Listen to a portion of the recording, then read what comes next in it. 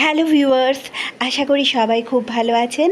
আবারও একটা নতুন ব্লগে আপনাদেরকে ওয়েলকাম জানাচ্ছি। আপনারা দেখছেন পিআর ডেইলি, তো সঙ্গে থাকুন, দেখতে থাকুন ব্লগটা।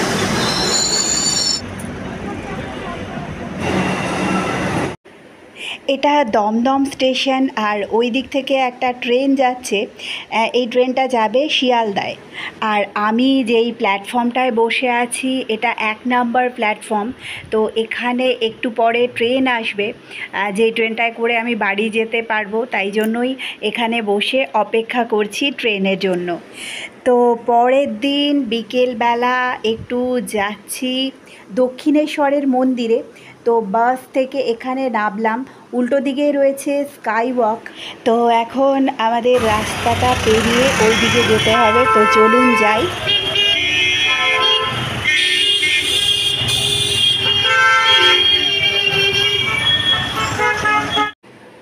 আর যেতে যেতে এই যে দেখুন, আবার সেই ট্রেনই আমার চোখে পড়লো। আমার বেশিরভাগ ভিডিওতে ট্রেন দেখতে পান আপনারা, তো বেশিরভাগ ট্রেনে করে যাতায়াত করতে হয়, তাই জন্যই। তো এবার চলে এসেছি, এটা স্কাই ওয়াকের ওপরেও উঠে পড়েছি। আর এবার চলুন এই দিকটা আপনাদেরকে একটু দেখাই।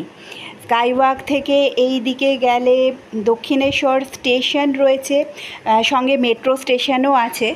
আর তারই উল্টো দিকে সোজা স্কাই ওয়াক থেকে চলে গেলে নেবে একটু হেঁটে গেলেই মা ভবতারিণীর মন্দির, যেটা কলকাতার একটা দর্শনীয় স্থানের মধ্যে পড়ে, দক্ষিণেশ্বরের কালীবাড়ি। তাই জন্য আজকে পয়লা বৈশাখ, বছরের প্রথম দিন চলে এসেছি মায়ের মন্দিরের এখানে। তবে আজকে সকাল থেকেই মায়ের মন্দিরে প্রচুর লোকজন আসছেন, অনেকটাই ভিড় আজকে মায়ের মন্দিরে দর্শন করব, তবে আর আজকে পুজো দেব না। দর্শন করে তারপর একটু যাব গঙ্গার ঘাটের দিকে। আর এখান থেকে দেখুন আবারও ট্রেন দেখা যাচ্ছে।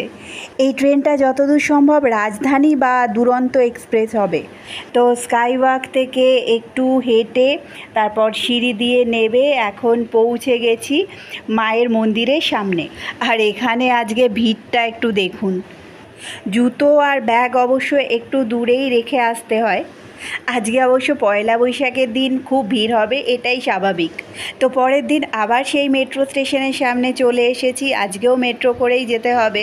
তো আজকে যেটা বলবো, আমরা অনেকেই আছি যে ভাবি অনেক কিছু করে ফেলবো, কিন্তু কোনো কাজ শুরু করে উঠতেই পারি না, শুধুমাত্র এই ভয়ে যে যদি অসফল হই, বা বিভিন্ন রকম ভয় আমাদের কাজ করে, যেটা আমাদের কোনো কাজ শুরুই করতে দেয় না। তো এই যে মেট্রোটাও চলে এসেছে, উঠে পড়েছি, মেট্রো ছেড়েও দিয়েছে। তো যেটা বলছিলাম, তো এটা আমাদের অবশ্যই মাথায় রাখতে হবে যে যে কোনো কাজেই কিন্তু একটা রিস্ক থাকেই।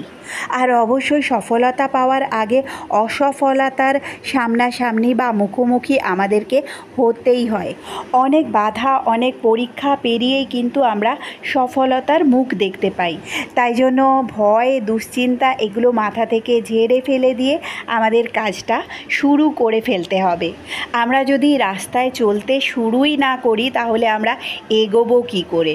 তো বন্ধুরা, আজকের ব্লগটা এই পর্যন্তই। আমার ব্লগগুলো কেমন লাগছে কমেন্ট সেকশানে অবশ্যই জানাবেন। দেখা হচ্ছে খুব তাড়াতাড়ি পরের আরও একটা ব্লগের সাথে।